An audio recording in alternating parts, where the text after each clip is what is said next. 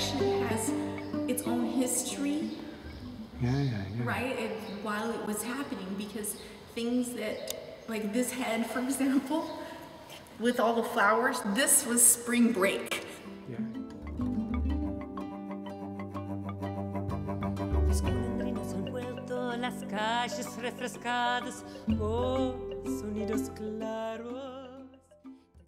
And so what I wanted to have the first image being is these two figures. It's just about beginning a new story. It's about a new time, a new story. I mean, there are lots of things happening here with their, like I gave them these washed surfaces. They are like milky. And then you know, when you're in Catholic Church, you anoint, right? And so I wiped away parts of that milkiness is where they would have kind of touched that.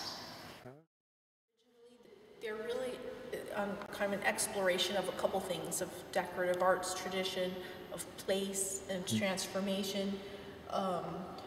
Within that exploration, there's a part of this whole series of how it developed that it was more like an open diary or open sketchbook. And so things that I was confronted with or that I see in my daily life, they kind of enter into this drawing.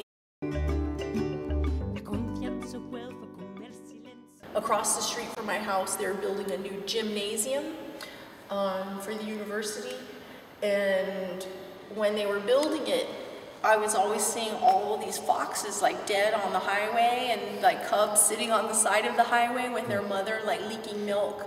And so I tried to put that into the drawing. And so here's this, you know, the yellow line, you know, the division of the highway, and then this fox dead on the road with its cubs still.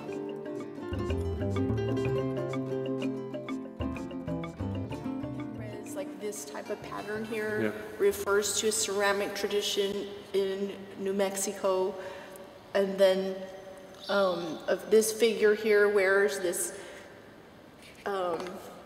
deer's head, right? But looks at this figure of it's an imitation of its own self, but in another part, in another place.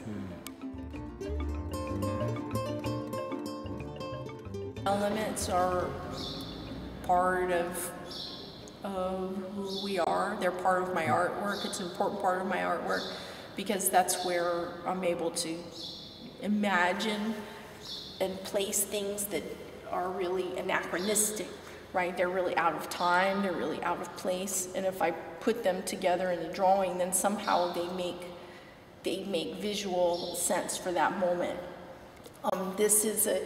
This figure here of a female figure with her, like with a child and a bird, this refers to some Mimbres forms from New Mexico. It's juxtaposed with these Anasazi drawings in the background that would have been on a ceramic pot, and there are abstractions of it, juxtaposed to some 1970s examples of Portuguese tiles.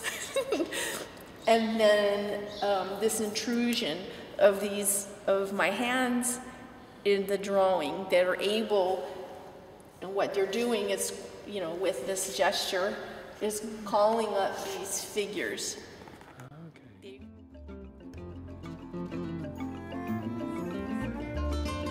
I think of them like in a way they're like self-portraits. Like this one has my glasses, and if I were a man, I would wear my hair this way.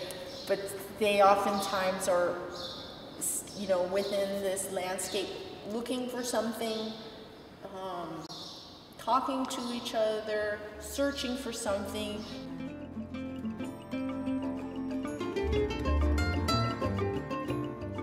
I started to make this figure as an abstraction from some kind of form that could look above everything else, and, you know, like if I were an airplane, what would I see? But this figure, I guess it's a type of, I guess if I have to put my finger down on it, it would be a type of self-portrait, being able to kind of examine everything that is happening, like being able to survey it.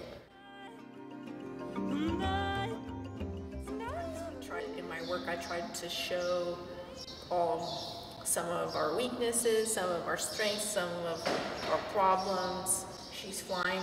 What she's flying over are all these gigantic piles of coal, and this is the coal plant. You know, figures around all these piles, and underneath this pile, it's hard to see, but there are also some of the plans from, you know, like civilizations of what was before this period of time.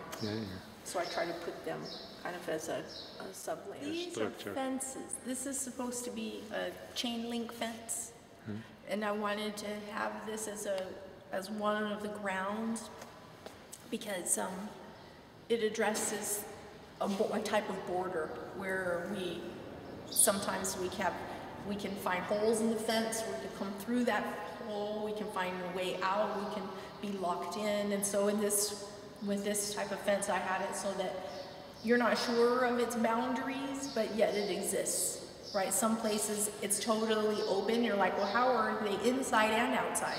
And then some people are really divided by it. At the end of the drawing, they're totally divided. The horizon is a cyclone fence, and I guess that's a little fatalistic. It's a little depressing to think about that, because that means you're totally trapped in that, or you're prevented from having a vision beyond the ocean. But there are gaps in it, there are holes in it. And one of these figures that you see through the rest of the work that's able to kind of fly through the landscape. And then here it's kind of beached, like a beached whale. And it says, with this strip coming out of its mouth, "We only live in this instant."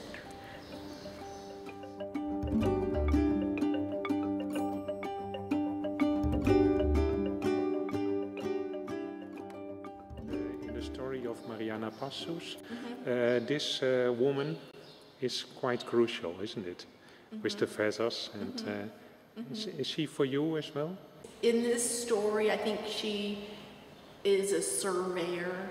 I think she's aware of what is around her. And so in a way, I guess it is a type of self-portrait that I'm more sensitive than I used to be. And so this character has more power, but at the same time, you could see she was at one time tethered. Right? At one time was tethered around her neck, and the rope kind of runs through the drawing. Figures hold it on this end, and some figures here still are trying to work the rope and figuring out that somehow this has been severed, and some are still tethered. So here at the end.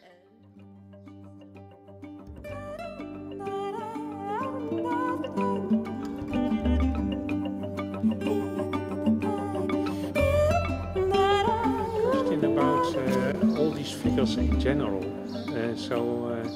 You say some of them are a bit self-portraits, but I see a big difference between you and your figures, and that is that you nearly always are laughing, while your figures that you draw, they nearly never laugh. They don't laugh. And are they happy, those figures?